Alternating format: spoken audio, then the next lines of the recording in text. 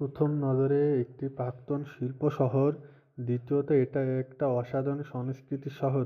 লিনস সংস্কৃতি উৎসবের প্রধান কেন্দ্র।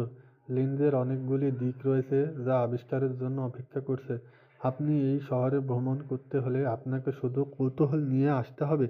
এখানে আপনি বিশেষ সংস্কৃতির অভিজ্ঞতা অর্জন করবেন, কারণ আপনি ছোট ভ্রমণে নতুন নতুন অভিজ্ঞতা অর্জন করবেন। শহরটি এত সুন্দর যে আপনাকে অভিস্মরণীয় করে তুলবে। লিন্ডসে ডেন্যুব আছে গর্ভের ইতিহাস।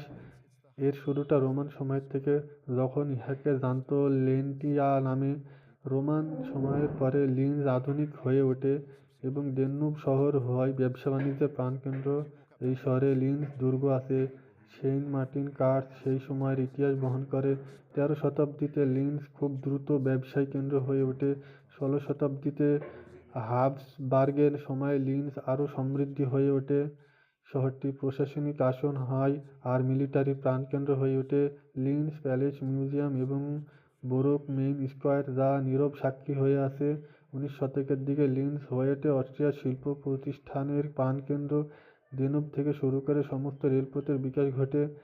20 শতাব্দীতে জাতীয় সমাজতন্ত্রের সময়কালে দেশটি অন্ধকারে নেমে এসেছিল। এখানে সমাবেশ ক্যাম্প স্থাপন করা হয়েছিল। দ্বিতীয় বিশ্বযুদ্ধের পর দেশটি আবার তৈরি করা হয়েছে।